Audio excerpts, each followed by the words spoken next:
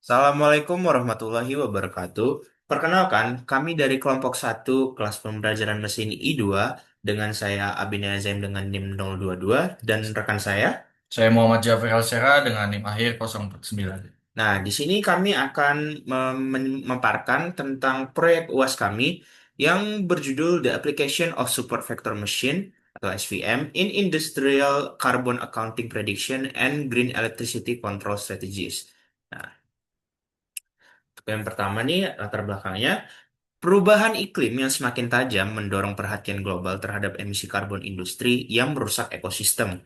Pemerintah dan perusahaan harus berupaya mengurangi emisi dengan menerapkan regulasi dan teknologi bersih.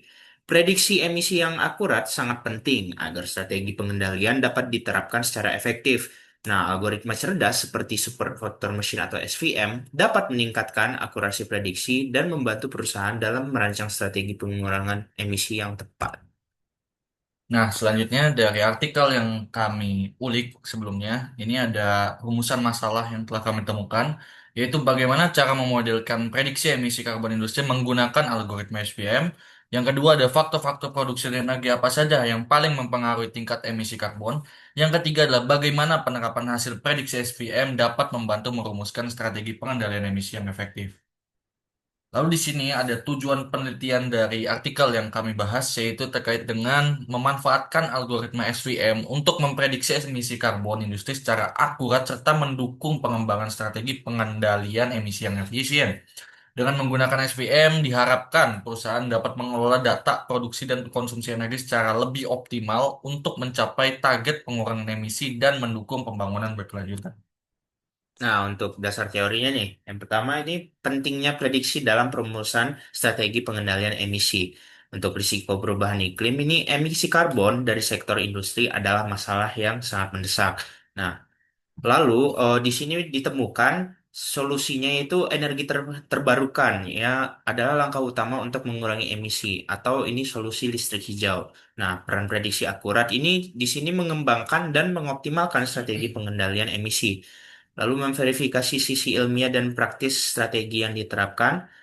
Zhao dan rekan-rekan mengatakan prediksi akurat adalah kunci, terutama saat dikombinasikan dengan listrik hijau. Guo dan Wang juga mengatakan bahwa kesalahan prediksi menyebabkan kerugian efisiensi manajemen. Dan tujuan dari artikel ini untuk mencapai target netralitas karbon melalui peramalan yang sempurna.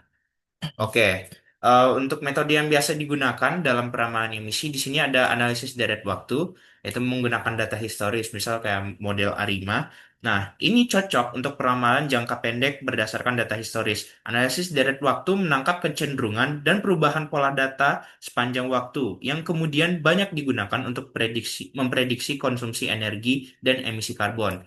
Nah, selanjutnya itu ada analisis regresi, di mana ini memahami interaksi berbagai faktor. Nah, analisis regresi dapat digunakan untuk menentukan parameter mana pada tingkat sebab akibat yang memiliki dampak lebih besar pada emisi. Ini memungkinkan basis ilmiah untuk mendukung strategi pengurangan emisi. Dan yang selanjutnya ini ada metode pembelajaran mesin atau machine learning-nya. Algoritma seperti support vector machine, random forest, atau neural network dapat menangkap dan memanfaatkan hubungan nonlinear atau asimetris antara variabel input dan output.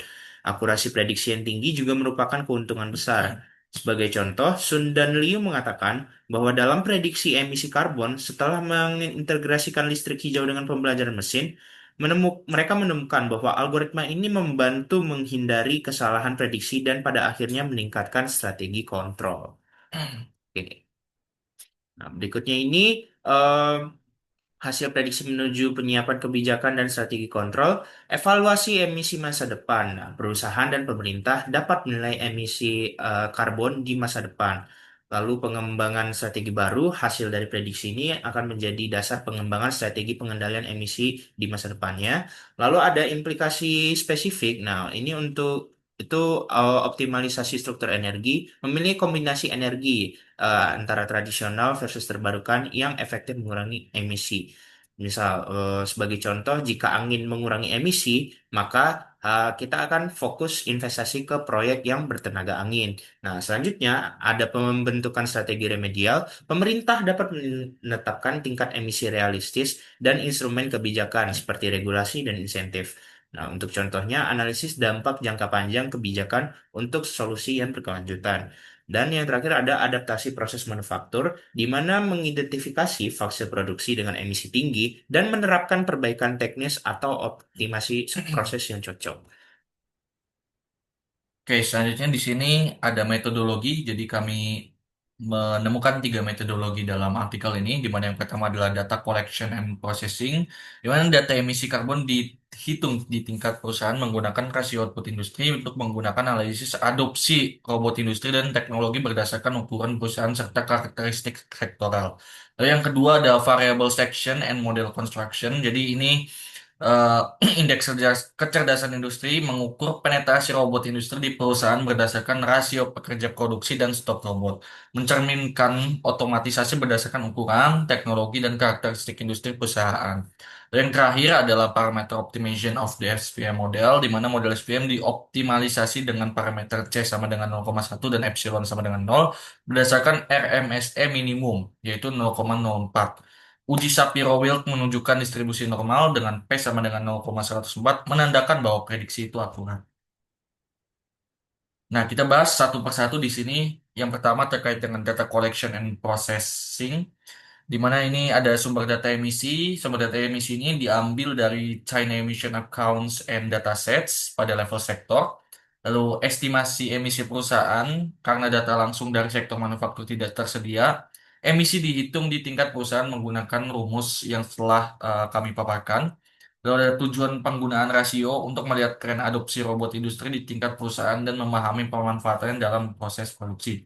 Lalu ada evaluasi kecerdasan industri. Evaluasi dilakukan untuk mengetahui sejauh mana perusahaan menggunakan teknologi otomatisasi berdasarkan fitur industri, ukuran perusahaan, dan tingkat adopsi teknologi. Kendala data di sini, pendekatan ini tidak mencerminkan sepenuhnya kondisi internal perusahaan, namun tetap bermanfaat untuk refleksi umum tren industri. Lalu selanjutnya akan dibahas juga terkait dengan variable section and model construction. Di sini bertujuan untuk mengukur tingkat adopsi kecerdasan industri, terutama penggunaan robot industri di perusahaan manufaktur Tiongkok atau China, baik pada tingkat industri maupun perusahaan. Di mana di sini terbagi menjadi dua tahap, yaitu yang pertama adalah indeks penetrasi robot industri dengan formula yang telah tertera, di mana penjelasannya yang M itu sebagai jumlah robot industri di industri I pada tahun T, lalu yang L itu jumlah pekerja di industri pada tahun 2011, di mana bertujuan untuk mengukur seberapa besar penetrasi robot industri dalam satu waktu pada waktu tertentu, gitu ya. Lalu pada tahap kedua yaitu indeks kecerdasan industri di tingkat perusahaan dengan rumus yang tertera. Lalu di sini ada keterangan bahwa PWP JIT 2012 ini jumlah pekerja produksi di perusahaan J pada tahun dasar. Lalu MAMU PWPI 2012 ini jumlah pekerja di produksi rata-rata di industri I tahun dasar. Jadi indeks ini itu menggabungkan penetrasi robot industri dan proporsi pekerja produksi untuk mengukur sejauh mana perusahaan mengadopsi otomatisasi. Selanjutnya yang terakhir kita bahas tentang parameter optimization of the SPM model. Pada tahap optimasi parameter, model super vector mesin SPM diatur untuk mencari nilai optimum dari beberapa parameter utama, yaitu C sebagai regulasi, epsilon margin toleransi kesalahan, dan ruang fitur dot product. Jumlah iterasi maksimum ditentukan sebanyak 10.000 kali. Selama proses pelatihan, parameter C dicari dalam rentang 0,1 hingga 1 dan dari 2 hingga 50. Sedangkan epsilon dicari dari rentang 0,1 hingga 1. Pemilihan nilai terbaik dilakukan berdasarkan nilai root mean square error atau RMSE tadi terkecil. Hasil optimasi menunjukkan bahwa kombinasi parameter terbaik adalah C sebesar 0,1 dengan epsilon sebesar 0 dengan nilai RMSE yang sangat rendah yaitu 0,04. Untuk mengevaluasi hasil prediksi dilakukan pengujian distribusi normal menggunakan uji Shapiro-Wilk. Hasil pengujian menunjukkan nilai statistik sebesar 0,976 dengan signifikasi p-value sebesar 0,104 yang lebih besar dari ambang batas 0,05. Ini berarti data hasil prediksi terdistribusi secara normal sehingga dapat disimpulkan bahwa model prediksi memiliki akurasi dan presisi yang tinggi. Selain itu, grafik pada gambar yang telah ditunjukkan ini menunjukkan perbandingan antara data aktual dan hasil prediksi emisi karbon dioksida, di mana pola prediksi sangat mendekati data aktual. Hal ini semakin memperkuat bahwa model yang dibangun sangat efektif dalam memprediksi emisi karbon berdasarkan parameter yang telah dioptimasi. Lalu di sini juga pada gambar kedua untuk mendukung analisis normalisasi tersebut ditampilkan histogram yang memperlihatkan sebaran nilai prediksi terhadap frekuensi kemunculannya. Jadi sebagian nilai prediksi berkumpul di sekitar nilai tengah sekitar 40 sampai 50 dan membentuk pola menyerupai distribusi normal. Rata-rata prediksi tercatat sebesar 46 dengan standar deviasi 21,9 dan jumlah data sebanyak 86. Pola distribusi ini menunjukkan bahwa prediksi yang dihasilkan model cenderung simetris dan tidak menyimpan secara ekstrim, sehingga semakin mendukung hasil uji Shapiro-Wilk bahwa data prediksi distribusi secara normal. Dengan demikian, model SPM yang digunakan terbukti memiliki performa yang stabil dan hasil prediksi yang reliable. Nah, untuk yang selanjutnya kami akan membahas tentang dataset yang akan kami gunakan. Sebelumnya untuk dataset yang ada pada artikel ini tidak bisa diakses oleh publik, jadinya kami menggunakan dataset yang sekiranya masih relevan tentang artikel ini. Dataset ini kami dapatkan dari Kaggle dengan judul Carbon Majors Emission Data. Nah, ini merupakan database historis emisi dari 122 produsen terbesar di dunia. Fokus pada sektornya itu ada minyak, gas, batu bara, dan semen. Lalu lacak jejak karbon dari entitas-entitas besar sejak revolusi industri dan ini dikompilasi oleh Carbon Majors H/T Data Explorer. Oke, selanjutnya ada cakupan dan granulitas untuk rentang waktu data historis sejak 18 tahun 1854. Cakupan entitasnya itu ada 122 entitas utama, 75 perusahaan milik investor, 36 perusahaan milik negara, 11 negara, 82 entitas produsen minyak, 81 entitas gas, 49 entitas batu bara, dan 6 entitas semen. Nah, emisi yang tercakup ini lebih dari 1,42 triliun ton karbon mencakup 72% emisi global dari bahan bakar fosil dan semen sejak 1751. Nah, untuk tingkat granulitasnya, data tersedia dalam tingkat rendah, menengah, dan tinggi. Oke, untuk deskripsi kolom atau fiturnya, yang pertamanya itu adalah here, yaitu merupakan tahun data dengan tipe data double. Lalu ada parent entity atau entitas induk dengan tipe data karakter. Lalu ada parent type, ini tipe entitas induk seperti kayak investor own company, state own entity, lalu nation state, dan ini tipe datanya berbentuk karakter.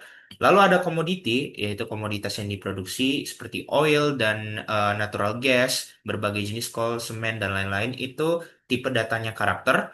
Lalu ada production value, yang merupakan kuantitas dari produksi yang bertipe data double. Lalu ada production unit, satuan produksi, misal seperti BCF slash year, million BBL per year, million tons per year, itu tipe datanya karakter. Dan ada total emissions MTCO2, 2E, yaitu total emisi yang dilacak ke parent entity dalam jumlah ton CO2e. Itu tipenya double. Nah, yang itu merupakan variabel target utama dari dataset ini. Fitur utama dataset Dataset ini target utamanya itu total emission MTCO2e ini merepresentasikan total emisi yang dilacak kepada entity pada tahun tertentu. Unitnya itu berupa juta ton ekuivalen karbon dioksida. Ini mencakup emisi operasional langsung, emisi dari pembakaran produk yang dipasarkan, dan memberikan gambaran jejak karbon total yang komprehensif dari setiap entitas. Nah, sekian pemaparan progres proyek UAS dari kelompok kami. Kurang lebihnya mohon maaf. Semoga bermanfaat. Wassalamualaikum warahmatullahi wabarakatuh. Terima kasih.